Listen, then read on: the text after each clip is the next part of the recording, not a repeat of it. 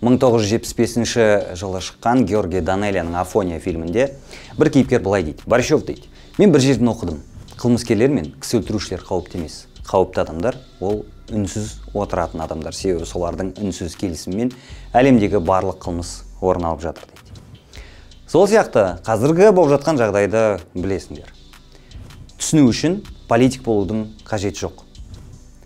Ең болмаса, біз еш нәрсе өзгерте алмасақ та, үнсіз қалмай жанашырлық таныта аламыз. Соған шақырамын. Бүгінгі шығарылымның қалай болатынын білмеймін, бірақ меніңше өте керемет болатын сияқты, өйткені мен өзімнің екі бір сүйіп тыңдайтын әншімді шақырып отырмын. Құрмаш Махан ағамыз.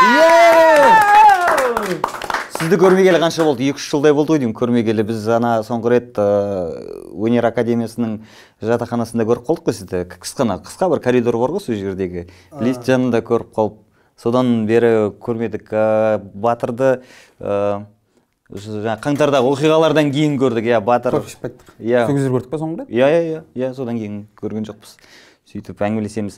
Екеуіңізді бірге болған қатты қаладым, өйткені мен үшін екеуіңіздің музыкаңыз, жаңағы орындаушылық, үннің өзі мейірімділік жайлы деп есептеймін. Өйткені әндеріңізде мейірімділік өте көп. Қазір сол біз кішкене әлемге жетпей жатқан сияқты, сол бір мейірімділік, сондықтан да бүгін сондай бір ашық, тамаша подкаст болады деп ойлаймын. Құрмаш ағаны өткенде Дөпсөз подкастынан көрдім. Өзім досым Жомарт Аралбайұлы деген азамат бар. Сол шақырып түсіріп, содан кейін қуанып бір жоғалтқанымыз тапқандай болдық. Өйткені сізді көрмегелі, сондай бір жастардың площадкасында көрмегелі көп болды. Сіз енді концерттерден, инстаграмыңыздан қарап жүріп қой, шығып жүрсіздер концерттерге, көбіне сол Астанада. Енді кішкене бір жастармен араласа бастадыңыз. Айта берсек болатын шығар, сіз бүгін осы подкасттан кейін барып оюға түсесіз, е? Құдай қаласа. Кешкісін сол жақта түсірілім жоспарланып жатыр. Қандай ән айтасыз? Жастардың арасында ең тараған, жақсы танымал болған ән сол Жан сырым әні. Бұл әннің тарихынан енді Дөпсөзден естулі шығар құлақ. Ол туралы бір кеңден жаңағы. Жоқ, айтам десеңіз, кейбір адамның тағдырында бір момент дейміз бе болады. Бұл жан сырымның тарихы өте әдемі, өзің айтпашы мейірім толған, және менің өзімнің жеке өмірімде де, және шығармашылық өмірімде де орны өте үлкен. Бір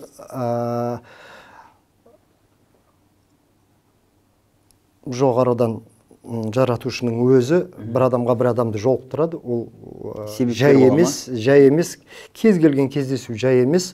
Сол сияқты мен бір адамға жолықтым, оған менің шынайы сезімім болды. Және бұл ән сол адамның туған күніне арналып жазған ән болды. Және ол өте сондай сәтте таралды. Мен ойлаймын, сол шынайылықтың бір ықпалы шығар бұның таралуы. Өйткені ол әннің ішінде 1 грамм, бір әріпте өтірік жоқ. Ақиқат, тазалық, шынайылық. Соның арқасында өзінің тыңдарманына жетті деп ойлаймын. Қатты ғашық болғансыз ғой деймін. Енді біз ғашық бола алмасақ, онда өмір сүрудің ешқандай мәні жоқ деп ойлаймын. Абай айтқан ғой, махаббатсыз дүние бос деп. Дүние бос. Сол негізі ғашықтық, сезім, махаббат себепкер болады ғой, көп әндер жазуға. Мысалға, Батырда 91-ның біраз әндерін жазған жігіт, бұл да ғашық болып дым қысылма. Бұл жігітте ғашық болып сөйтіп шығарған негізі көп әндер. Махаббат себепкер болады. Константин Меладзе дейтін композитор бар ғой, соның қарап тұрсақ ең мықты сол хит болып кеткен әндері сол ғашық болып жүрген кезінде жазған екен да. Жаңа інісі скрипка алып орындай береді. Ол ғашық болып жүрген. Сосын оныкі де бір андай махаббат болған ғой, қалай айтсақ екен. отбасылы бола тұра басқа біреуге ғашық болып қалған ғой, ол кезде одан көбірек әндер шығады дейді. Сіз үйленбей тұрып жаңағы қызға ғашық болдыңыз, сондай ғой? Иә.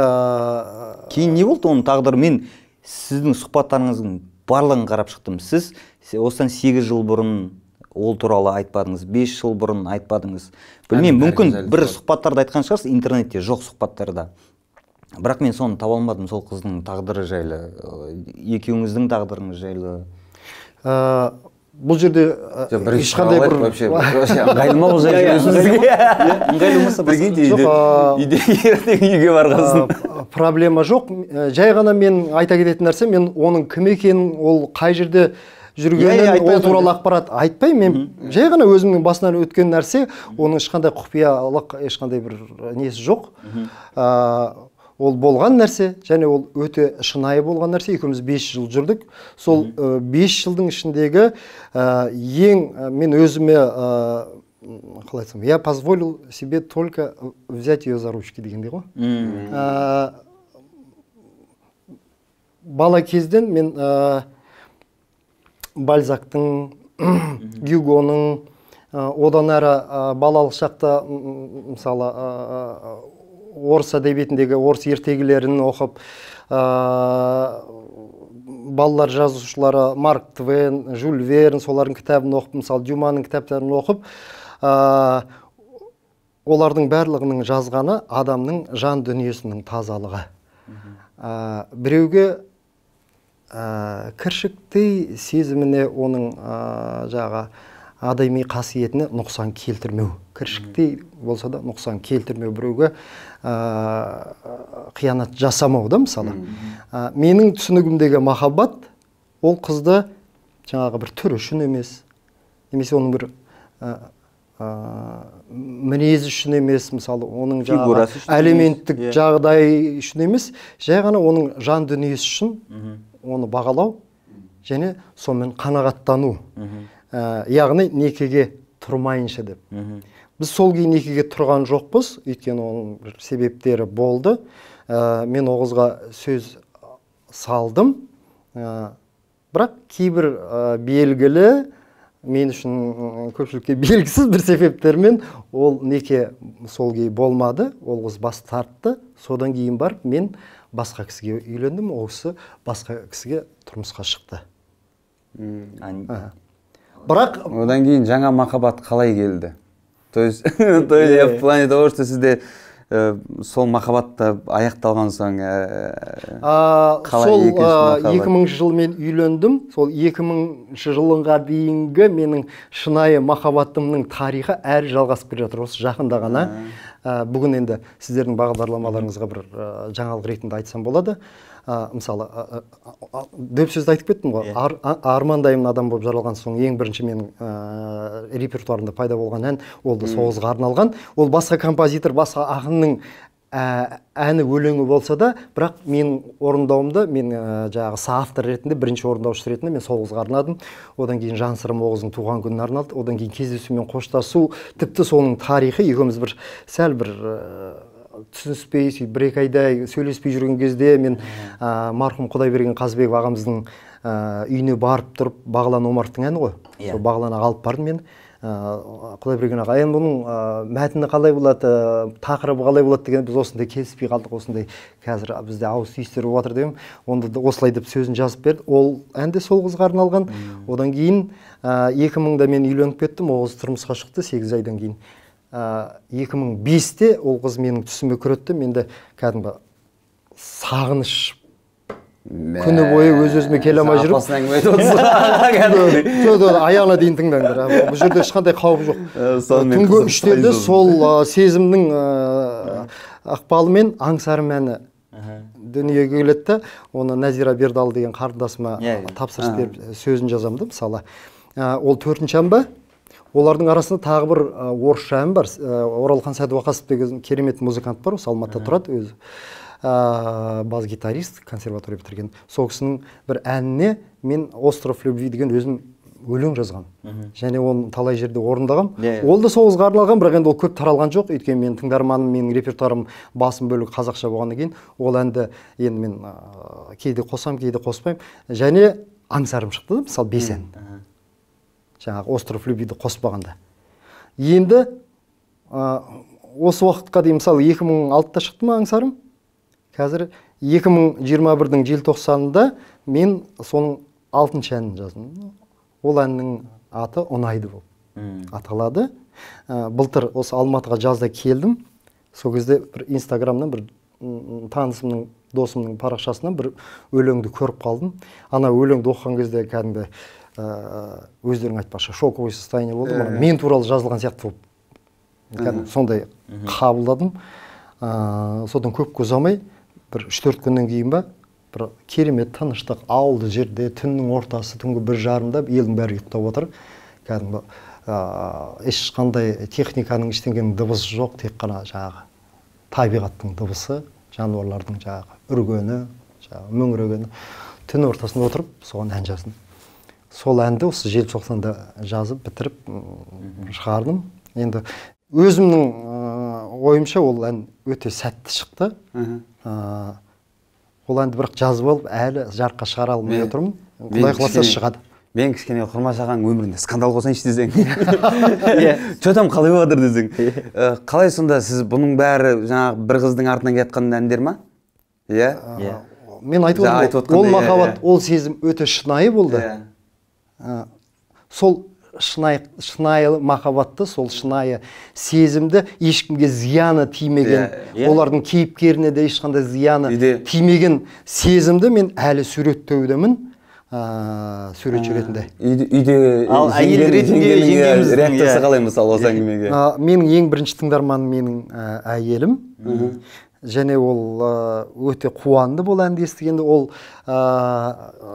бұл тарихты ол өте жақсы біледі. Кезінде тіпті маған ұрысқан. Неге сол қызға үйленбедіңіз? Неге сіз басқа біреуге үйленіп кеттіңіз деп маған келіншегім айтты. Сіз деп сөйлесесіздер ме? Сіз деп не қылады ма? Сізге сіз деп сөйлей ме? Иә, мен зайыбым маған сіз деп сөйлейді, мен әрине оны сен деп сөйлеймін. Ол енді өзінің еріне деген құрмет әрине. Сосын мен оған күліп қана жауап қайтардым, егер ол ондай болмағанда мен сені кездестірермін деп. Ал енді менің қазіргі зайыбым ол маған тағы да Алланың берген ең үлкен өмірімдегі сыйы. Оны жақсы біледі. Сондықтан да оның ешқандай қызғаныш, ондай сезімі жоқ. Оның үстіне мен айтып отырмын, менің тағдырым жайлы ол ақпаратты ең көп білетін адам сол. Мен бүткіл барлық сырларым сонымен бөлісем. 99% адаммен, таныстарыммен, араласатын кісілермен мен бөліспейтін нәрсені сонымен ғана бөлісем. Және ол менің оған деген шынайы сезімімді, оған деген сый құрметімді ол жақсы біледі, түсінеді. Шынайылық қой, жасырма. Егер де жасырса, мысалға, ол кішкене проблема болады. Ең үлкен қауіп қатердің бәрі сол жасырудан кез келген нәрсені жеткізуге болады. Одан бұрын енді сіздің зайыбыңызды бәрін түсініп сөйтіп қабылдап тұрғанда бұны шынайы сезім ретінде ол өмір ғой енді болатын болғасын. Тек шынайы жақсы көретін адам ғана бір-бірінің өміріндегі кемшіліктерін кешіре біледі. Және біз адамбыз, біз пендеміз.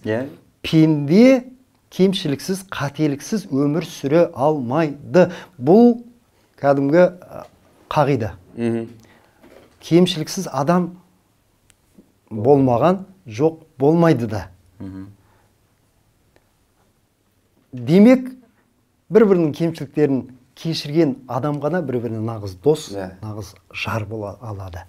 Сіз ол қызбен одан кейін кездеспедіңіз, қазір енді семьяңыз бар, бала-шағаңыз бар, бірақ арасында бір жерде бір кездесіп қалып. Бұл жаңағы сенің апасы деген момент. Өтіп кететін нәрселер. Болды. Мен онымен дос ретінде ғана араласып тұрасыздар. Бір жылына бір-екі рет хат жазып тұра аламын. Неге? Оның өзінің жанұясы бар, өзінің өмірі бар, өзінің бала-шағасы бар. Менің ешқандай қиянатым оған тиіп кетпесе, залалым тиіп кетпесе деген мақсат. Мен бұл ақпаратты ешқашан бүйтіп аса жарияламаймын. Ал енді ұнайды деген әнге келетін болсақ,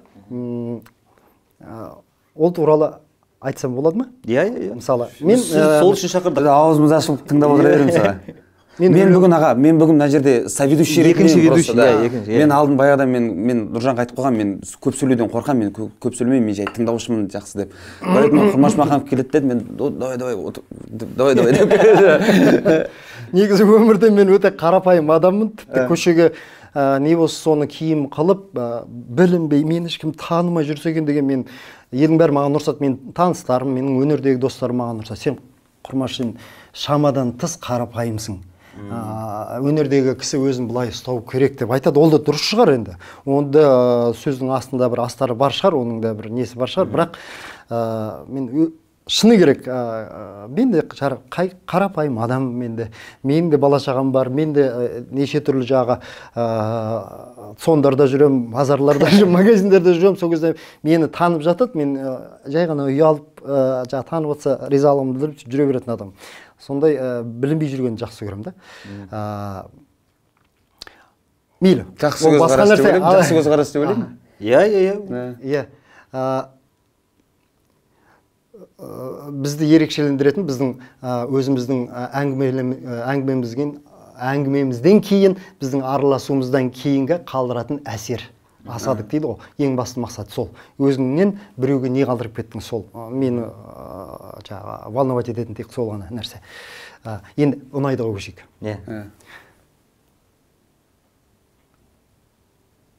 Сен кірмеген есік ташып жай басып, сен мінбеген көлігіме жайғасып, сен жүрмеген сан жолдарды шиырлап, сан жылдарым өте шықты құйындап. Амалсыздан қоштасқанда өзіңмен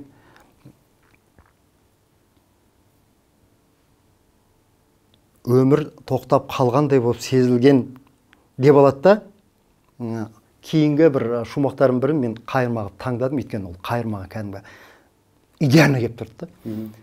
Уысында бола тұра бар ғалам, неге бізге мұндай тағдыр таңдаған деп бұл жаратушыға бір уәж айтқандай бір көрініп қалады да.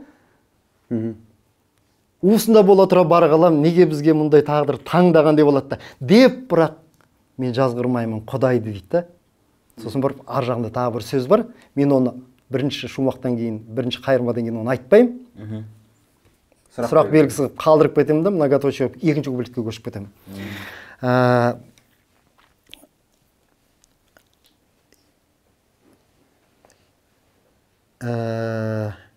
Енді есімді жия алмаспын дегенмін, енді ешкімді сүйе алмаспын дегенмін, өмірді өлшеп әсерімен сол сәттің, көзден бекер мөлдірепті моншақ мұң. Сен біреуге иық тіреп менсіз де, мен біреуге сүйікті болып сенсіз де. Дейді, мына жердің төркінінде, мына сөздердің астарында үлкен нәрсе жатыр. Деп алады да қайтадан қайырмаға кетеді. Уысында бола тұра бар ғалам, неге бізге мұндай тағдыр таңдаған? Деп, бірақ та жазғырмаймын Құдайды. Мына жерде енді келесі сөйлемді, бұл әннің happy end дейміз ба, бұл әннің ең үлкен мақсаты дейміз ба, ең үлкен кәдімгі кульминациясы, интригасы бәрі. Деп, бірақ та жазғырмайын Құдайды. Тоқтаңыз. Шыққан жоқ қой ән? Шыққан жоқ. Спойлер қылмай қойыңыз онда. Рас айтам. Қашан шығады?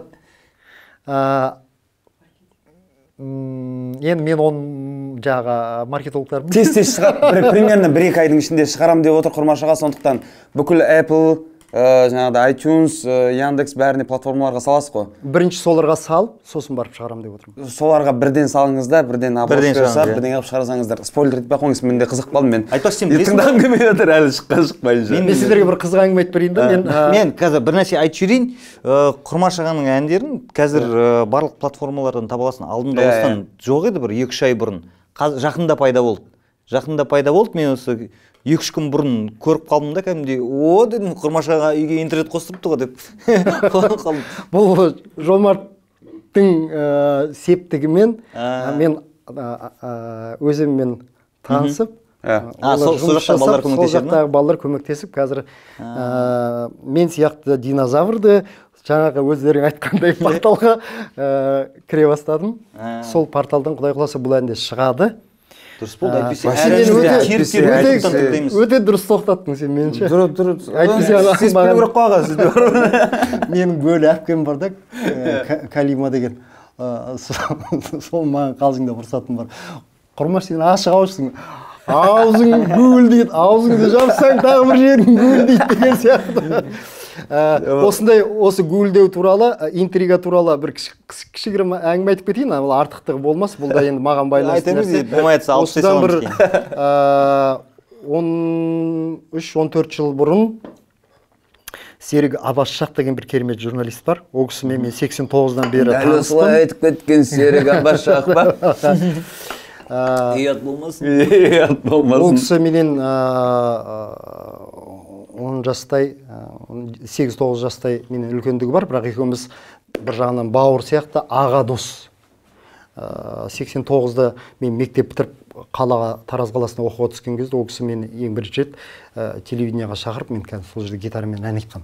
Маңыздысы бұл емес, екеуміз доспыз. Хабарға шақырды, хабардасыз. Жоқ, ол кезде Тараз қаласындағы ең бірінші рет Жамбыл облысының телеарнасы ашылуы. Сол жылы ашылды. Сол жерге мен енді жаңағы ең бірінші тәй-тәй басып, гитарамен ән айтып, әнші ретінде танылдым. Сол кісі екеуміз әңгімелесіп отырып, мен балалық шақтағы бір кейбір естеліктерін әңгіме қылған кезде, Құрмаш, сен бұл үшін көп сөйлеме, мына әңгімеңді жаз. Мен айтам, жауабым, Серік аға, мен орыс мектебінде оқығам, мен қазақша сөз тіркесім мен өте жұпыны, мен ана екі сөздің басын жалғап бір әңгіме жазу қиын мен үшін.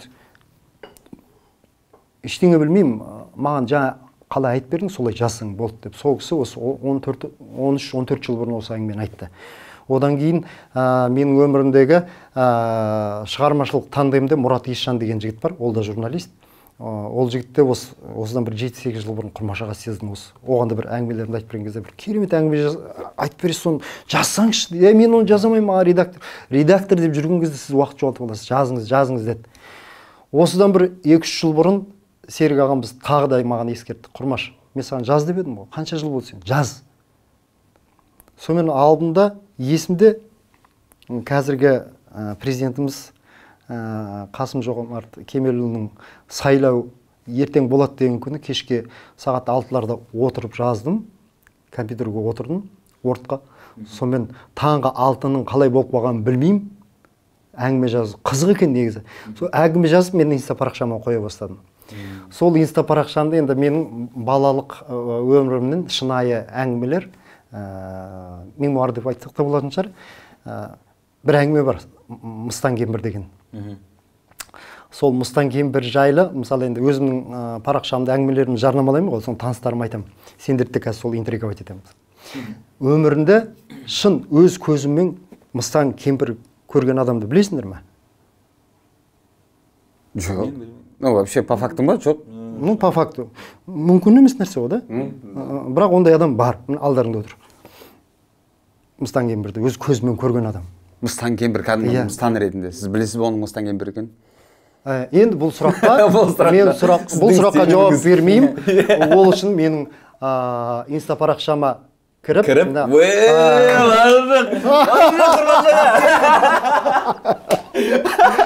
бірден алып кетіп отыр ғой. Интрига деген осылай болады.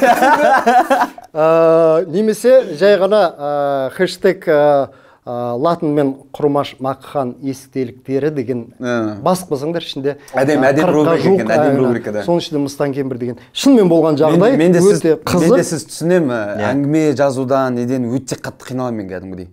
Инстаграмда мен саған айтамын ғой тоже, бірдеңе салсай деген кезде мен де жазсай деймін да, айтсай не жазамын мен жай бір-екі сөз жазып қойған, қайырлы түн, қайырлы таң, не істеп жатсыздар солай.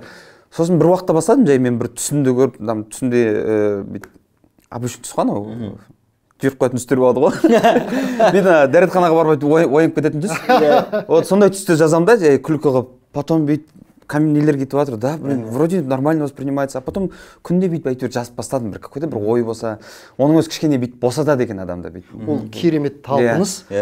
Мен өз бойымнан өткіздім, сол жазып қалай бастадым, адамның өресі, ойлау қабілеті, жан жағыңды, әлемді, өзін өзі тануда адам кәдімгі үлкен қадам жасайды екен өсуде. Сосын ол да шеберлік, сторителлинг дейді ғой, оны. Мен де өзім инстаграмды жарнамалап кетейін десе, менде де бар сондай оқиғалар, қысқа оқиғалар жазып қойып сөйтіп отырамын. Алдында бір телеграмға жазатын едім, кейін маған да әйелім, менің серік абашақым әйелім азайтып кеттің ғой. Азайтып кетті. Қазір енді жағдайға байланысты кішкене.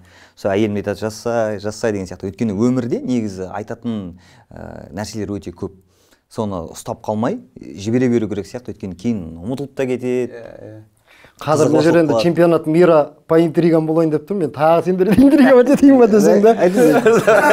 Жаңағы 5-6 әннің кейіпкері қыз, ол ештеңе емес, оның алдындағы махаббаттары бар, оның алдындағы керемет жаңағы тарих бар менің өмірімдегі, мысалы бала кездегі, мектептің кезіндегі бала махаббат туралы менің әңгімелерім бар оның ішінде. Атауларының жаңағы аттарын өзгерткен жоқпын, бәрі шынайы өз аттары. Ішінде мысалы Брянскіге саяхат деген менің әңгімем бар. Соның ішіндегі ең бірінші махаббаттарының бірі туралы жазылған, және оны мен класстастарым, мен ауылдастарым туралы, нағашыларым туралы әңгімелерімді жаза беремін бала кезге. Кәдімгі мен жаңағы әр әңгімемді күтіп, мен сәрсенбі сайын салып жүрдім, бірақ өкінішке орай бір жылдан асып кетті, тоқтап қалды ол. Уақыт болмай кетті. Кәдімгі менің оқырмандарым пайда болып, жаңағы ауылдастарым жазбақ, ой құрмаш аға, біреу кішілері, ой құрмаш айналайын інім, балам деп үлкен кісілер жазып, кәдімгі рахметтерін айтып, біреудің әкесі туралы, біреудің ағасы туралы айтам, сен кәдімгі ауылға барып қайтқандай болдым деген сондай керемет комментарийлер жазылған кезде, кәдімгі жазуға деген талпынысым 2 есе көбейеді. Мен жаңа актер ағам бар, Жалғас Солғанбай, сіздің жерлесіңіз, сіздің жаңағы досыңыз, біз Таразда кездестік қой, есіңізде ме? Бір мен съемкамен барып Таразға, сол жақта бір бассейн жанынан бізге дастархан жасап, сонда отырдық қой. Міне, енді есіме түсе бастады. Менің ана кісілердің түріне, ана зрительная память дейді ғой. Нашар ма? Мощный. Мен бір көрген кісіні ұмытпаймын, бірақ қай жерде көрдім, оның есімін сақтым. Мен ол үшін конкретно ана орыстар айтады ғой, для этого должен немножко пару раз хотя бы бухнуть с ним дейді ғой енді. Мен ішпеймін, маған жақсылап тұр, осылай по душам әңгімелесу керек. Ішкен жоқпыз уже дастарханға, шай тамақ ішті. Жоқ, маған бухнуть не надо. Маған әңгімелесу керек. Әйеліңе қарсай? По душам. Ішкен жоқпыз ол жерде деп әйелің. По душам әңгімелесу керек та. Содан кейін бар, менің есімде қалады да. Әйтпесе енді өздерің түсінесіңдер, шығармашылықта сен күніне кем дегенде бір күніне демей қойшы, аптасына бір-екі адаммен танысасың. Ал сенің, мен мысалы 50 жыл өмір жасадым, өмір сүрдім. Оның ішіндегі 30 жылдан аса мен шығармашылық өмірім. Сол 30 жылдың ішінде аптасына бір-екі адаммен таныстырсам, мүмкін емес нәрсе. Батырды білесіз ғой, 91-нан тыңдаған шығарсыз әндерін, иә? Дауысы есіңізде ме? Бағана айтып кетті ғой, мен көп жаңа әндерді тыңдамаймын деп. Сөмкінің басында. 91-ды, мысалы, мен енді анда-санда инста парақшаны, желілерді қарап отырам. Сол кезде арнайы болмаса сақ етіп шыға қалады. Мен интриговать еткен сондай бір тақырып тұрса, мен алып оқимын, мысалы. Одан бұрын мен жай шығармашылық адам ретінде музыкант демей-ақ қойшы, вокалист ретінде, эстрадалық әнші ретінде маған қызық нәрселерді тыңдаймын. Мен кісіні бетіне мақтағанды ұнатпаймын, ол менің принципім. Бірақ бұлардың шығармашылығындағы әсіресе аранжементі маған ұнайды, өйткені өте жоғары деңгейде. Рахмет. Аранжемент. Рахмет. Кәдімгі дөп-дөп былай айтып кетемін. Оның кейін мен үшін әнші ретінде, әнші құрмаш үшін ең қызық процесс ол әннің жасалу процесі. Адамның кәдімгі нақты тәні, шығармашылық жаны сол кезде белгілі болады. Оның өтірігі де, оның шыны да сол жерде шығады. Одан кейінгі процесс ол халыққа жеткеннен кейін неге байланысты болады? Маркетингқа ма? Жоқ, маркетинг, ол да қазіргі замандағы маркетинг қой, бірақ қабылдау ма? Жүректен шыққан нәрсе жүрекке барады деген, оның сапасы, оған қосқан үлкен сенің жан дүние. В общем, бізде Құрмаш аға мынандай тақырып бар. Saturday Tune деген программа бар бізде. Қандай? Saturday Tune деген. Saturday Tune, типа субботалық музыка, немесе Saturday Tune деген сияқты сәтті жаңағыдай, сол момент ұстап алу, в общем. Сол жерде біз тікелей эфирде стримде отырамыз аға. Басында бірінші сезонда өткенде карантин болды ғой, 2021-де жазда істеп көрдік. 4 эпизод, 9 сағат, 12 сағат отырамыз. Бізде аранжмент битмарлар бар, солар бит жіберген, соны бит теріп отырып, біздің көрермендермен тікелей эфирде көрермендерге бит таңдатамыз, аранжмент таңдатамыз. Сол жерде гитаралар болады, немесе андай басқаша нелер болады да. Соны зрительдер өздері таңдайды. Соған аламыз да біз основной бір инструмент алып отырып, тыңдап отырып, ән жазамыз. Тікелей эфирде отырып, көріп отырып. Сосын соның үстіне бірден адамдармен тақырып таңдап отырып, бірден жазып, сол жерде бітіріп, 9 сағатта бітіріп, бірден салып жібереміз. Оның жақында біз 2-ші сезон істеген тұғымыз. Соны шығып, міне жақында бітті. Не қылса келесі сезондарға сіз қалай қарайсыз? Сен конкретно маркетинг менеджер. Сол тартылыңыз десін жа. Жа, мен айтып отқаным былай ғой. Жалпы жаңағы айтып отқандар ең қызық ол процесста. Бізге біздің жаңағы келесі сезондарға негіз пландағанымыз біз өйстіп адамдарды жинағымыз келген. Тек өзіміз емес. Фит жасап па басқалармен? Да, возможно фит, возможно жаңағы, грубо говоря, есть же люди, которые без фанатить еткен адамдар бар ғой. Типа баяғыдан, да? Құрмаш аға, даже көп. И хочется қайттан жаңағыдай, біз қуанып отырмыз, сіз iTunes-та шығыпсыз ғой аға деген сияқты. Аға, ойуға барайын деп жатыр екен саға, кішкене көзге көріп деген сияқты. Это же какое-то детское, это вот фанатичность бар ғой іште по-любому. Ностальгия ғой. Да, ностальгия вот это. И хочется, по идее, поработать, и бір жағынан тағы да бүйтіп қайттан біздің жастарға көрсетіп, бүйтіп ашқандық кішкене іштей вот это қалау бар да. Дұрыс, өте жақсы. Да, іште өте қатты қалау бар, потому что сіздің түріңізден вообще көріп тұрады бүйтіп вот это отырған кезде былай отырады ғой всегда. Иә, мейірімділік айтып отырады. Мейірімділік адам, это всегда это адамға тарау керек, по идее. Кеше сондықтан да бізге шақырамыз сізді, Құрмаш аға. Бізде сондай әдемі шоу бар. Қазір нөмірін жазып жіберем. Өзің сөйлесесің енді. Әрі қарай. Мен кімнің несі бар еді ғой? Нұрланның. Проблем жоқ. Бір-екі нюанс бар. Енді біздің буынмен сендердің буындарының арасында қалай айтсам болады, өзгешеліктер бар да. Мысалы, қазіргі буында мына өлең жазу жағынан комплекс жоқ. Қалай адам, қалай айтсам болады, қалай сезініп тұр, солай жаза береді. Менің өзім, мен буынды, толық буынды айтпай қойшы, мен өз басымды айтайын да. Мысалы, мен кішкентай кезімнен поэзияны қатты сүйсініп оқыған адаммын. Және андай қатып қалған соның кәдімгі фанатет еткен, кәдімгі модный сөзбен айтқанда, поэзиялық қалып, өлеңнің қалпына өте үлкен мән беретін адам. Ал енді аны жердегі жағдайда, мысалы, жаңағыдай тікелей эфирде ән жазу болатын болса, мен қасымда бір өте бір кәсіби ақын отыру керек та. Және оған сөз жаздыру ол жерде қалай болады? Енді мүмкін шығар олында. Мысалы, кез келген проблеманы шешуге болады. Сол үшін жүрміз ғой деген. Біз негізі сол болашақтың есіне қалдырайық, Құдай қаласа. Ол программаны сол мақсатпен ашқан болатынбыз. Бізде өйткені көп партистеміз да. Сөзді мынай қасымандай болу керек, мынандай жерде болу керек, немесе бір направлениеде кәдімгідей бәрін бүйтіп қадағалаймыз в общем. Мынадан кейін бір спад болу керек, структуралар болады ғой әнде, адам бүйтіп тыңдайтын. Но есть момент по-любому жаңағыдай шындық деген сияқты. Какой-то бір трушность болу керек, который бүйтіп адам отырып, кейде болады далада кетіп бара жатып әдемі, как будто полный бір ән шығып кеткендей болады, толықтай. И сол моментті ұстап алу анау.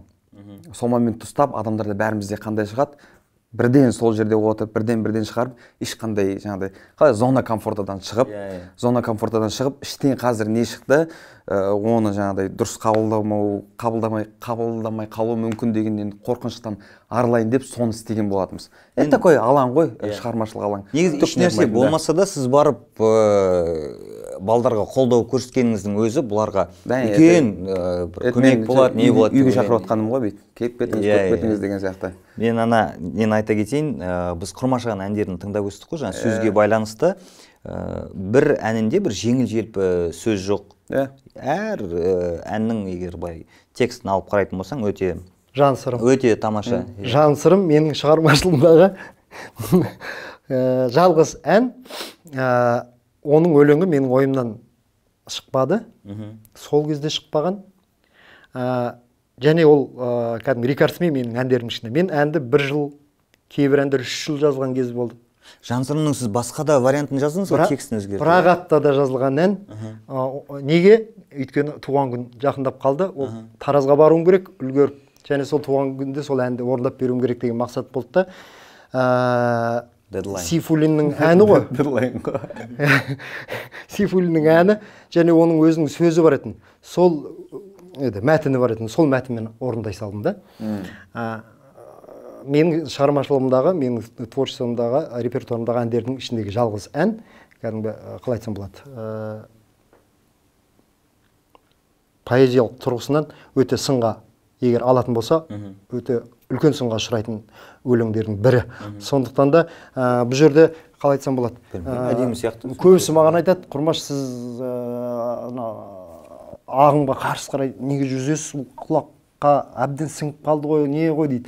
Менің өзіме осы күнге дейін тұрпай естіледі. Мысалы, мен осы уақытқа дейін, мысалы, осы қанша 5 жыл бұрын мен оның мәтінін ауыстырып, жаңа өлең жаздым, оған Қалқаман Саримен.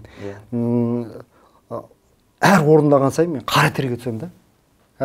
Ұялам, Жансырымға жаңа мәтін жаздым дейсіз ба? Жаңа мәтіні бар, оның жаңа версиясы бар, жаңа арынжы бар, оның. Бірақ бұл жерде не? Бұл жерде кез келген адам, Абай атамыз айтпақшыдай, өмірге келгеннен кейін ол кірпіш болып барып, орнын қалам табу керек. Мен орнымды таптым деп ойлаймын, және ол кірпіштің өзінің бір определенный өзінің жауапкершілігі барды. Сол жауапкершілік мен үшін көп нәрседен қымбатырақ. Оны сағаттап, күндеп, сөткілеп, айлап айтуға болады ол нәрсені. Мен сол жауапкершілікті өзімнің өмірімдегі ең бірінші үлкен принцип деп ту ретінде ұстаймын. Сол жауапкершілікті өзіме қағида қағаннан кейін мен оның өлеңін ауыстырдым. Ол біреулерге түсініксіз жағдай болуы мүмкін, бірақ ол маған түсінікті, өзіме түсінікті, және мен оны дұрыс деп ойлаймын. Сіз бірақ ренжімеңіз, ана нұсқасы бірінші шыққан, сол халықтық болып кетті. Ол неге халықтық болып кетті? Ол тарап кетті. Оның, мысалы, біздің Димашты бүкіл әлем тыңдайды. Ол қазақша халық әндерін айтса да жақсы көріп тыңдап жатыр да. Музыкада тіл жоқ дейді ғой енді. Имеется в виду, ол тілін, ол қазақ тілін түсіну мақсат емес, ол жердегі музыканың ішіндегі өзінің энергиясы түсінікті болып тұр ғой. Бұл әнде де сондай да. Ол жердегі Құрмаш жазып атқан кезде оның ана қызға деген сезім кәдімгі көзімнен де, дыбысымнан да, подачадан бәрінен белгілі болып тұрды ғой. Ол соның ықпалы деп ойлаймын да. Және ол сөзге ешкім қатты көңіл аударған жоқ. Мен бұған сенімдімін. 100% оған гарантия бере аламын да. Ол және қарапайым сөздер ретінде құлаққа сіңіп жатталып қалды, оны ешкім зерттеген жоқ. Ол кезде де мысалы сынаққа ұшырап жатқан сондай өлеңдер көп болды. Бірақ дәп осы Жансырымға ешкім көңіл аудармады, өйткені ол өте сәтті шыққан кәдімгі трек болды. Өте сәтті шықты. Және сол күйінде қалып кетті да. мен өзімнен өзім ұялып жүрдім да, мысалы айтамын ғой, әр орындаған сайын мен қара терге түсетінше бұрынғы текстпен орындаған. Бұрынғы текстпен орындаған кезде. Өйткені ішінде мен келіспейтін ұйқастар, бірі мағынауи жағынан жалғай алмайтын жалғаулар тұрды да. Оны сіздерге эксперимент ретінде үйге барып, сол мәтінді жазып алып, енді қазақ поэзиясының, қазақ тілінің, әдебиетінің жаңағы таныс, кішкене болса да грамматикасымен таныс адам былай оқып қараса, бір-бірін жалғастырмайтын, бір-бірін. Весь прикол, ол да біреудің қойылған заңы ғой, біреу сөйтіп айтып қойды да кезінде. Осылай болу керек деген. Из песен слов не выкинешь. Из песен слов не выкинешь. Весь прикол, өнер деген это чисто субъективный нәрсе менің ойымша, поэтому бұғанда мен поэзияның да заңдары. Бұғанда келсем, бірақ жаңа айтып кеттім ғой, Құрмаштың өзінің қағидалары бар деп ше. Құрмаш қағиданы ту ретінде ұстайды дедім да. Сол жағынан келген кезде Құрмашпен келіспей қалады. Ондай болса, әрине. Ол жағынан мен өзімді ақтап растай аламын. Және оны сендер де уақыт келе түсінесіңдер. Жоқ, біз қазір де түсініп отырмыз. Сіз өзіңіздің принциптарыңызға адалсыз. Комфорт ол жағынан әңгіме жоқ. Мен мысалы наубайшымын да. Мен күнде азанда таңға 4-те 3-те тұрып, нан аштып, қамыр аштып, және оны сағат таңға 5-те пешке әкеліп оны пісірем да. Соның арасында бір жеріне ерініп, салақтықтан тұзын азы сала салуы мүмкін, немесе жаңағы нан өзі бір ашып өзінің бір көлеміне жету керек, соған жетпей пісіре салуы мүмкін да, ол жауапкершілік сізді. Мейлі үйтіп те наның өтіп кетеді, өйткені сенің орнықты клиенттерің бар да, бірақ бізді бақылап тұрген, бағаналы бері мен айтып кетім, бір күш бар, құдірет күші бар. Менің сіздердің алдарыңыздағы, мысалы, адами қасиетім, айтқан әңгімелерім, ол екінші план, бірінші план сол жаратушы құдірет иесінің алдындағы менің өзімнің жағдайым. Мені ең үлкен қобалжытатын, мені қорқытатын да, қуантатын нәрсе сол құдірет иесінің алдындағы жауапкершілігім. Бірінші менің принципім сол. Сол жақта мен таза болуым керек. Ол жақта мен таза болсам, мен де сіздің алдыңызда да менің жүзім жарық, еңсем жоғары болады, артым қуыс болмайды. Бұл негізі айтып отырмын, адамзаттың табиғи болмысындағы жағдай. Ол барлығы солай болу керек негізі. Өйткені біз адам болып жаралдық. Бұлай қарап отырсақ,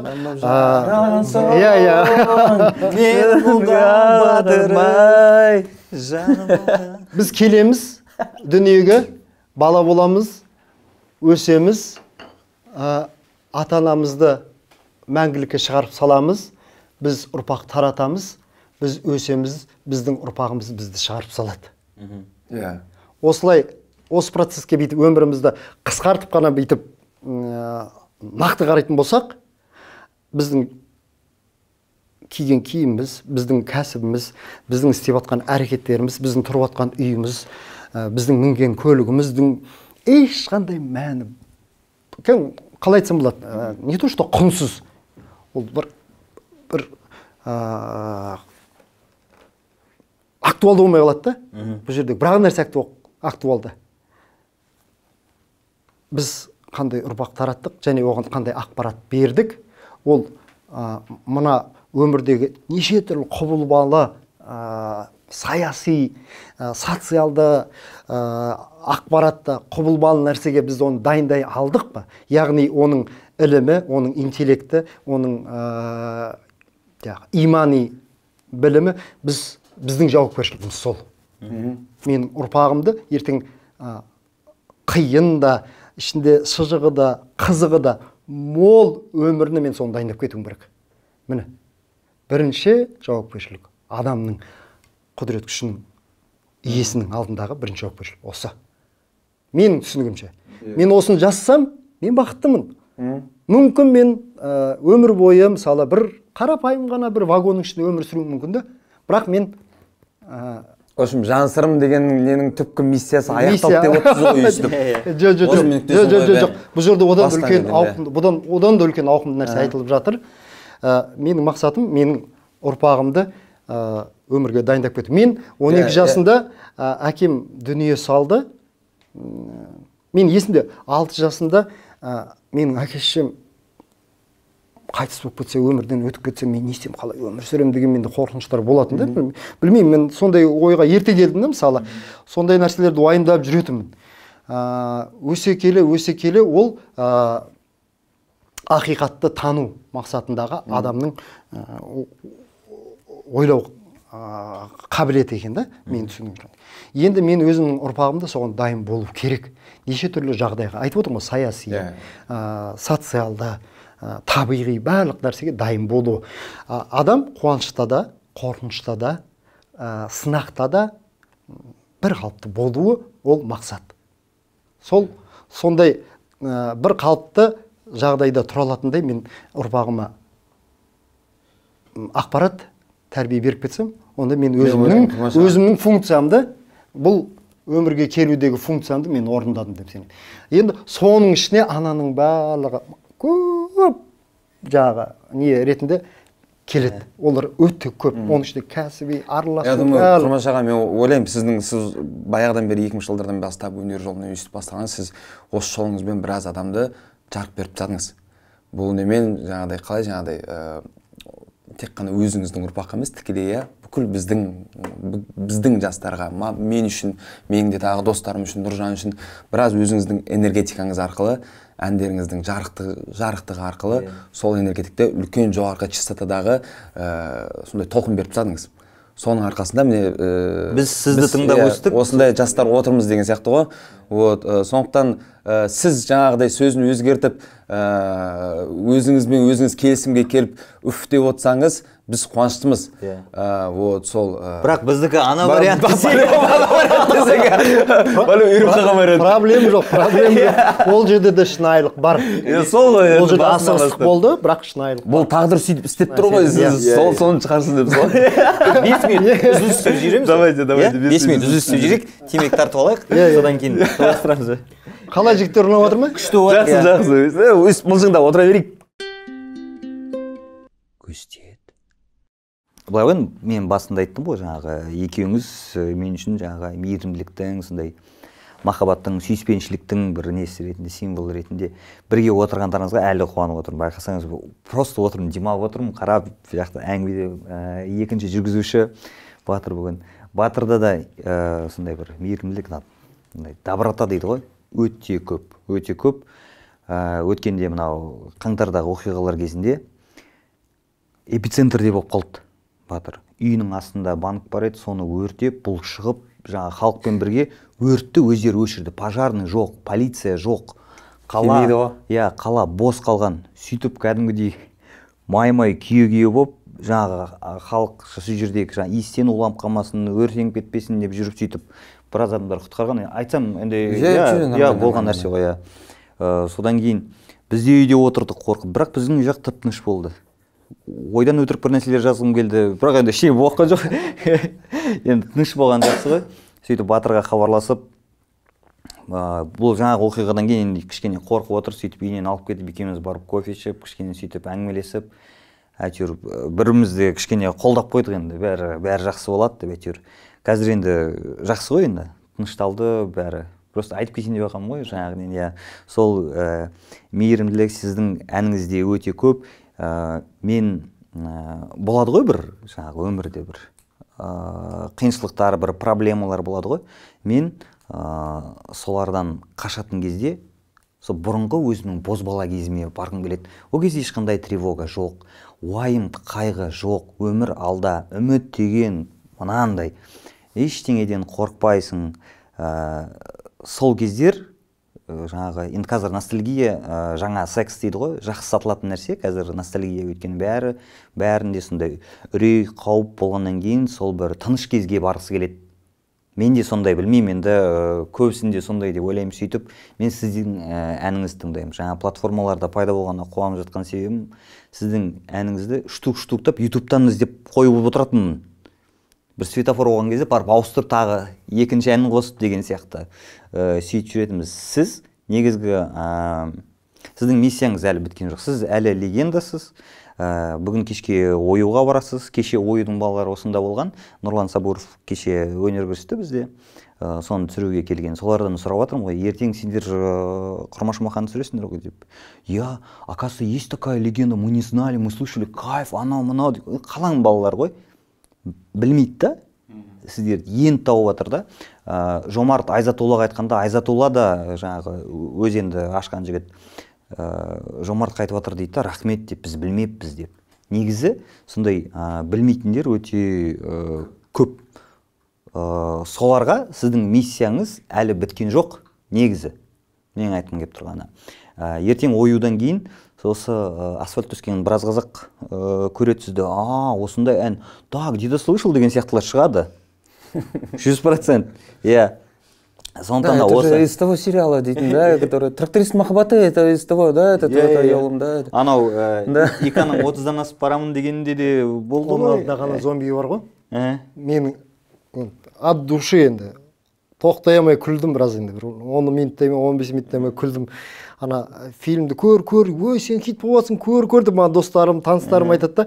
Кәдімгі ютубқа қарасам, именно анау нені моланы қазып қойған, ана атысы быт-шытар, анау зомби бүйтіп тұрып келатыр, сол кез ана жерге деген қолдануы, ән нені бұлай қарап отырсаң бір-біріне ешқандай сыйыспайтын келмейтін нәрсе де, бірақ оның өзінің шындығы бар да. Родригездің, Тарантиноның стилі ғой. Олар енді солай көріп тұр ғой. Солай көріп тұр да.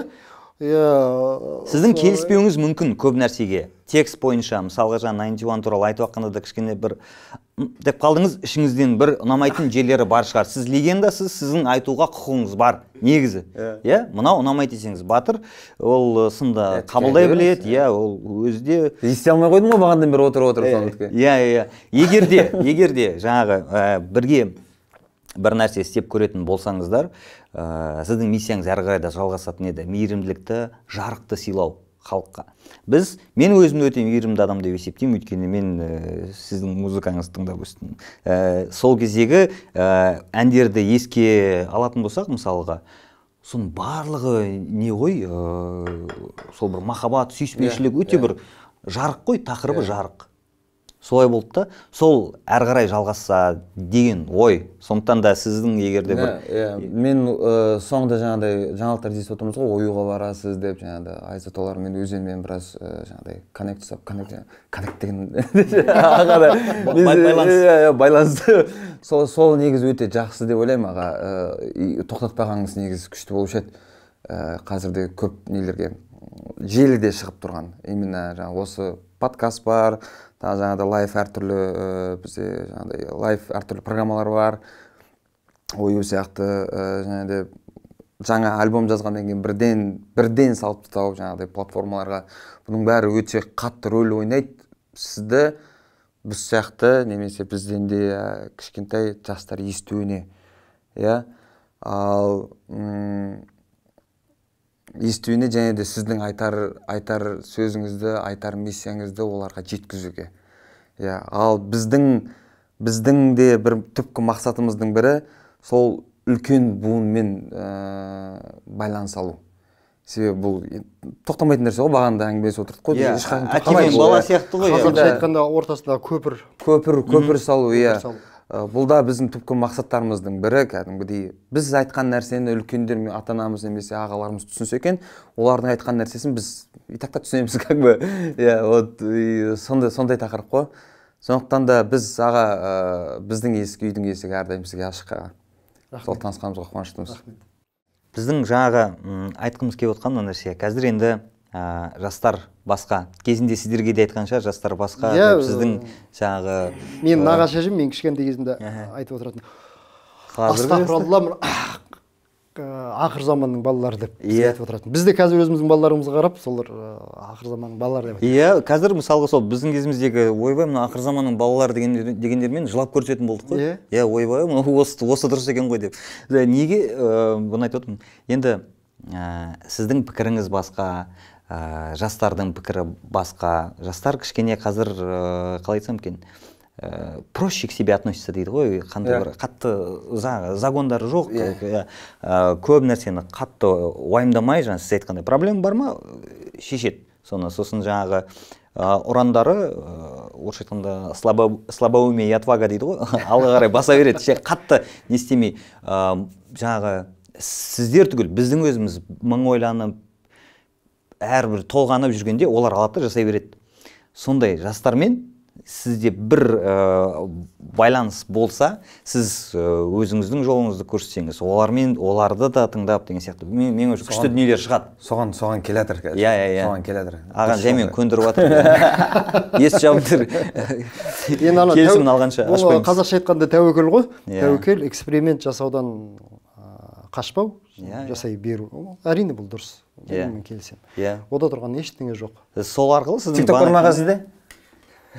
TikTok ашып алыңыз. Сұраққа жауап бере алмайтын нәрсе.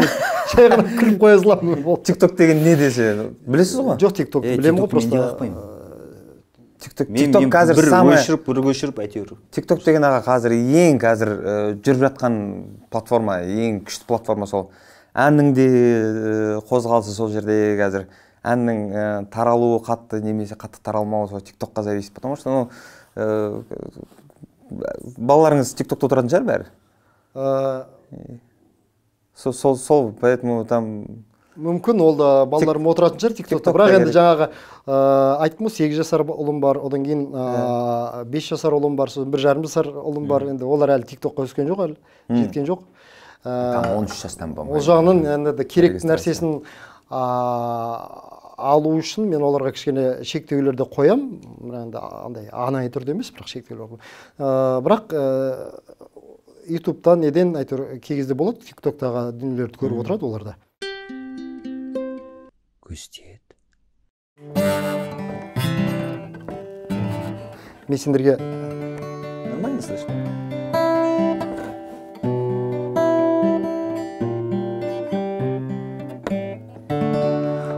Танымал әндерден қарсақ деген ұсыныс. Мен сендерге көз тимесін, көз тимейді деген бір ән орындап берейін. Бұл Құрмаштың өміріндегі ең бірінші алғаш әні. Ол кезде Құрмаш бойдақ, бір қызға, ол жаңа қыз емес, одан бәлен жыл бұрынғы қызға жай ғана бір кино екен өміріңіз. Мелодрама. Сериал. Және бұл жай ғана Барбара сияқты бір 10-15 серия емес, бір 200-300 серияға кететін нәрсе. Бір қыз ұнаттым, сосын оған ән жаздым, сол әнге өзім сөз жаздым. Енді ол анайы сондай бір өте қарапайым түрде. Өз бірақ шумақ, сағыныш деп аталады, сол әнді орындап берейін. Бәрекелді. Мына орындық сәл гитарамен ән айтқан ыңғайсыздау екен, бірақ көрейін.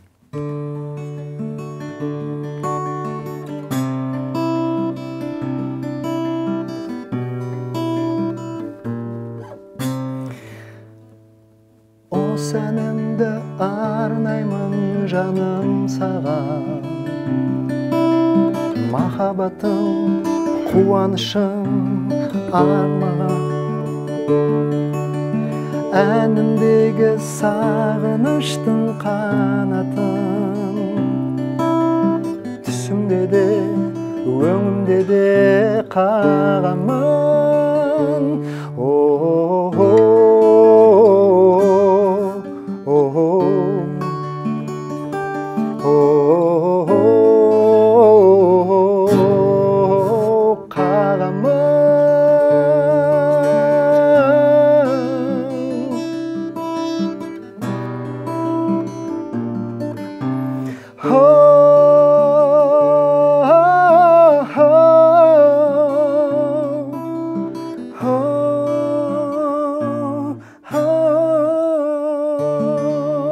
деген қысқа ғана бір шумақ сөз өте анай айтпақшыдай Құдайберген Қазбеков ағамызға бір орындап берген бар осын.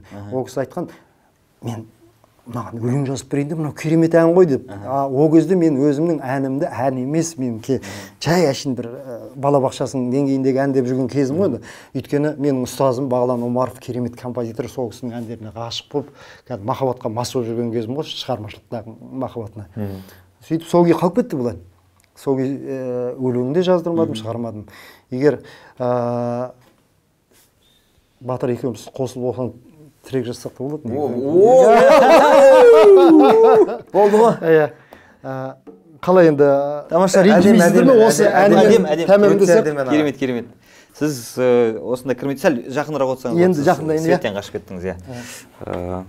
Жарықтан қашпаңыз, жарықты беріңіз бізге. Сіз жаңа осында келмей тұрып, Батырға мына гитараны беріп, кішкене настройкасын дұрыста деп.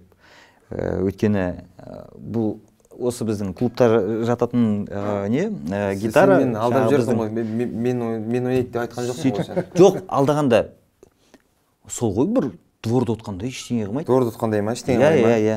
Мен ұялам, мен вообще ойнай алмағасын сосын. Жоқ, енді қалай еді вообще? Өзіңіз айта беріңіз аға. Мен қосылып отырайын. Қалай еді? Дұрыс ойнап отырмын ба? Осылай ма еді? Дұрыс емес деген нәрсе жоқ қой. Музыка ғой. Әркімнің өзінің шындығы бар ғой.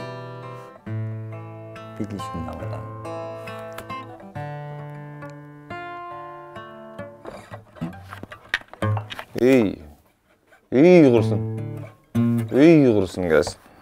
Негізі Жансырым өзінің гармониялық құрылысы да өте күрделі ән. Мен өзімді ол әнді гитарамен орындауға жүрексінемін, көп жерде орындамаймын. Өйткені ана аккордтарына көп шатасам. Осындай ғой. Кәз.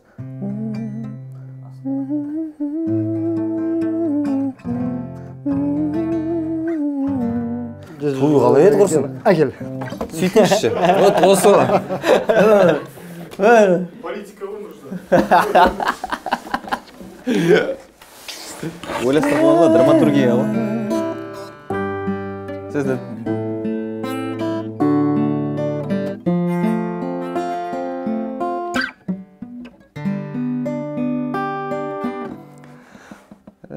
Жарқыраған үнемі үміт оты, күнімді жалғайсың.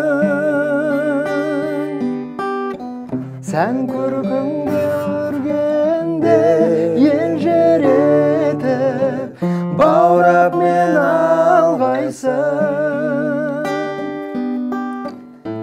Қадірлі нұр ойнаған дидарыңнан еріксіз таң қалдырған, сабыр салған мінезіңнен, шыдам шексіз сезіммен. Аяулы аңменде таңымай, ақмындай арманым айдындай аяулым, айқын бейне таңымай, ақмаңдай арманым айдындай.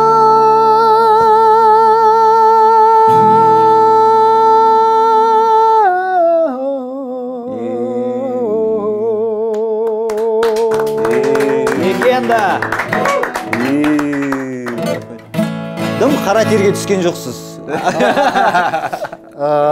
Мен енді өзімнің жаратушыма сондай ризамын, өйткені ол маған идеальный слух дейді ғой, берді. Мен көп айта бермеймін. Мен есімді білгелі, оны білдім. Слух идеал. Солай деп ойлаймын. Енді өкінішке орай мен бұл салада оқыған жоқпын, мен маман емеспін.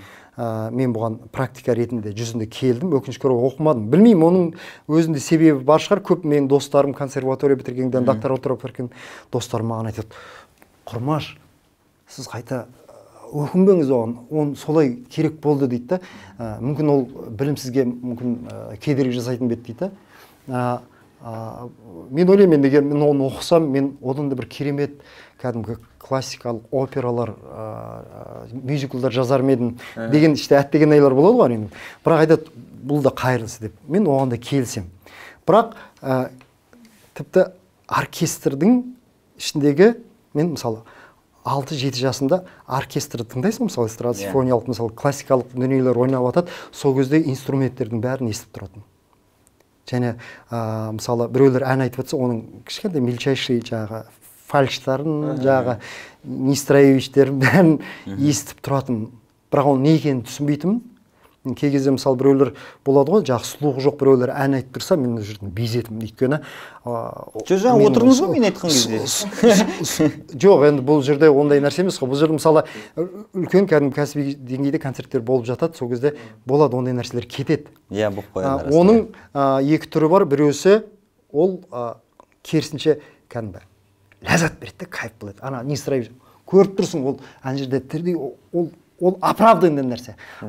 Екінші нәрсесі болады, ол дарынсыздық. Ол ананы естіп тұрған жоқ, өзінің фальш ойнап тұрған нәрсесін, немесе өзінің орындап тұрған нәрсесіндегі фальшты түсінбейді, және подачадағы қателіктер болады.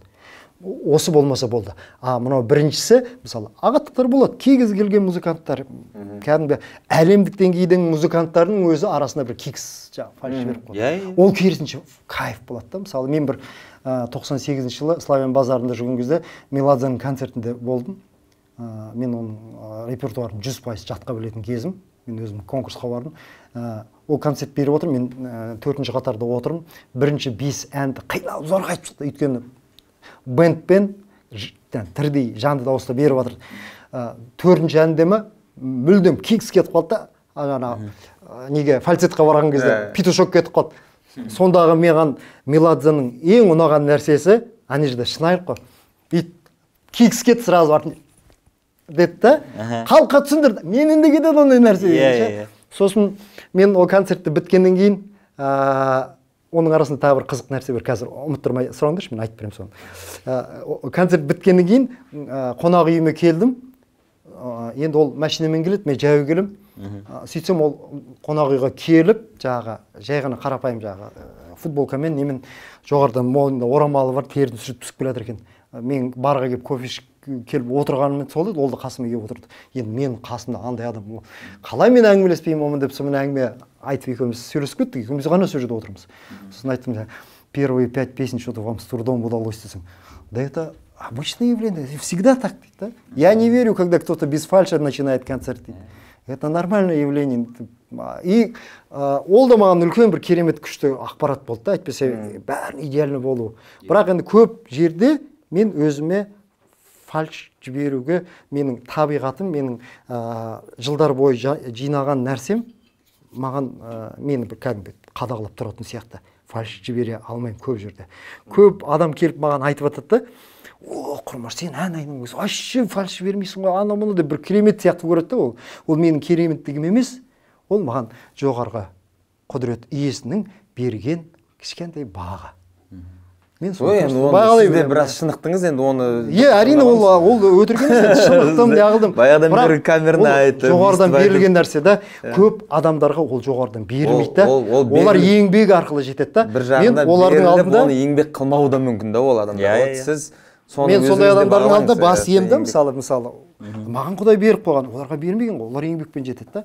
Оның еңбегі көбірек та, деп ойлаймын. Енді өнерден, музыкадан басқа өте бір қарапайым, примитивный бір нәрсе сұрағым келіп тұр. Мен самайыма ақ түсті. Шайға қант саласың ба? Мен самайыма ақ түсті. Сол ойлап жүрмін, кішкене бояй бастайын ба деп. Сізде бояп жүрдіңіз, сосын қойдыңыз. Бұл қалай өзі? Қалай сұрсам екен деп. Маған айтады көбісі, ол ештеңе қылмайды деген сияқты. Мен де әкеме де тез ерте түскен, шашына ақ. Қайтсек болады өзіңіздің енді? Тәжірибеңіз бар ғой? мына пандемия деген әлемге бір үлкен сынақ келді ғой. Сол сынақ келді де маған айтты, Құрмаш, аласың шашыңды бояп. Жүре берсейші, жарасып тұр ғой деді. Қалжыңмен жеткізіп отқаным ғой. Мен осы қашан 2020-да келді ме пандемия? 2019 соңы біз енді 20 наурызында бұрақты білдік қой оны. Сол кезде үйде отырып қалдық. Сосын ана не кетті ғой, жаңағы бір-біріне жаңағы не дейді, жаңағы не деп айтып жатыр, жаңағы модный сөз бар ғой, бір жолдайды ғой бір-біріне жаңағы. Челлендж. Мен достарым бәрі шаштарды сыпырып алып тастап, жаңағы видеоға түсіп, мен шашымды алып тастадым деген сияқты. Сондай челлендж жіберді. Сосын мен не істедім? Мен инста парақшамда да бар. Өзімнің жаңағы екі ұлымның шашын сыпырып алып тастадым, солай челлендждерден жауап бердім, суретке түстім. Сосын қарасам шаштарым аппақ болып, менде бір информация болған, негізі өзі не дейді, қара торы кісіге ақшасы жараспайды дейді, аққұба кісілерге ақшасы жарасады деген информация болатын. Сөйтсем ол өтірік емес еді? Өтірік екен. 2020-да көзім жетті. Шаштарым біраз шыққаннан кейін қарасам, жарасып алып тұр әдемі. 95-ші жылы маған өте үлкен сынақ тағдырымда болды. Мен қатты ауырдым, 2,5 ай больницада жаттым. Ол жерден нәтиже болмады. Докторлар маған сен инвалидсің деген қағаз берді. Және мен нәтиже болмағаннан кейін ана больницада, емханада жата берсем, жағдайым тіпті нашарлайтынын түсіндім де өзім қолхат жазып, мен өз еркіммен мына емханадан шығам болды деп. Жаңағы докторларға ешқандай претензиям жоқ деп шығып кеттім. Сөйтіп сол больницадан шыққан кезде жаңағы музамды кездестірем. Бірінен соң бірі, сол кездегі 3-ші топтағы инвалид деген қағазы бар Құрмашқа қазір мен ұқсаймын ба? Сондай ма? Оның үстіне сол артындағы жасаған еңбектің бәрін қалайтын болсаң, ешқандай адам мына жерде инвалид болмаса болды. Қолы, аяғы жоқ кісілерден біз көп нәрсе, көзі көрмейтін кісілерден, құлағы естімейтін кісілерден, мүмкіндігі шектеулі кісілерден біз үлкен сабақ тәжірибе алуымыз керек та, мысалы. Сол кездегі Құрмаш өзін-өзі қимады инвалидтікке. Жоқ, мен инвалид емеспін. Маған 50 метрден артық жүруге болмайтын болды. 500, 600, 1 килодан артық ауыр зат көтеруге болмайтын болды, жұмыс істеуге болмайтын болды. Бірақ оған қарамай мен жұмыс істедім. Бірақ әрине ауыр қызмет емес, көбінесе отырып істейтін, сөйтіп. Және өзімді диетаға бет бұрып, өзімді түзеп алдым. Менде бауырдан үлкен сынақ болды. Қазір тәуір болып кеттіңіз? Иә, 95-ші жылы болды. Енді қазіргі тұрғым енді одан 100% болмаса да, менде хронический дейді, ол қалып кетті бауырдағы нәрсе. Бірақ өмір бойы диетада келе жатырмын. 95-те ауырдым, 96-та мен шашым ағара бастады. Соның ықпалынан. Өйткені адамның ең сыртқы пішінің бәрін, шашы болсын, түрі болсын, тері бәрі бауырға байланысты. Әсер етеді. Содан ағара бастады, мен шашымды бояй бастадым. Сосын осы 2020-да шашты бояуды қойдым. Қазіргі түрлерім сіздердің алдарыңызда. Жүрек туралы күшті айттыңыз. Мен ойымша осы сөзбен бүгінгі подкастты аяқтауға болады. Келгендеріңізге көп-көп рахмет. Мынау жүрек инвалид болмаса болды деп атсыз ғой. Қазіргі күні теледидарда енді әртүрлі нәрсе жүріп жатыр ғой, пропаганда, әртүрлі ақпарат, керек емес ақпарат, адамды адастыратын ақпарат. Соған байланысты айтқым келеді. Теледидарды өшірейік, жүректі қосайық. Мен күнде сол жаңалықпен ұйықтаймын 1 сағат алдын. Телефонда бәрін тұрған кезде бірінші сол не болып жатыр құрсын. Сосын бүйтіп жүрем. Енді ана жерде тоже ажыратып білу өте қиын. Что фейк, что не фейк деген сияқты, что какой-то пропаганда, что блин, чуть-чуть қазір қиындау сол жағынан. Сондықтан абай болыңыздар. Ең бастысы мына жерде таңдап біліңіздер, көріп біліңіздер. Сенде мындай болып отыр ма? Жаңағы кім кімді қолдап жатыр, соған байланысты кішкене қоршаған ортаңды, кіммен араласып жатқан адамдарыңды кішкене тани бастайсың. Эмпатия дейді ғой, адамда бір жанашырлық сезім болу керек қой, мейірімділік адамның жүрегінде. Егер де біреуге қарсы бір агрессия болып жатса, бір зорлық, зомбылық болып жатса, біз оны қолдамау керекпіз ғой. Негізі, оған саясаттан хабардар болу маңызды емес та ол жерде. Бір терме бар ғой, Адам боп келдім өмірге, адам боп қалу арманым о дейді да. Осы жерде үлкен нәрсе жатыр да. Егер жаңағы жүрек инвалид болмаса, сенде кез келген ақпаратқа фильтр болады. Кәдімгі естественный, шынайы фильтр болады. Ол үшін просто жай ғана біліміңді жетілдіріп, және қоршаған ортаңа түсіністікпен қарау, әр сені айналаңдағы адамды өзің мынандай жағдайда өзіңді өзің қалай ұстар едің деген сияқты оның жағдайына кіре білу. Бұл жаңағыдай кәдімгі шынайы табиғи фильтр орнатады мына жерге. Сол фильтрдің нәтижесімен сен бақытты өмір сүресің. Сондай фильтр тыңдау керек қой. Фильтрді баршасына, қазақ халқына, бүкіл адамзатқа сол фильтрді тілеймін. Рахмет көп. Рахмет, күшті әңгіме болды. Рахмет саған да. Сен осы жерге жұмысқа тұрсаң қалай болады? Жұмысқа маған ақша төлейсің бе? Төлейміз. Базар жоқ? Сенен ештеңе давай. Батырға. Көсте.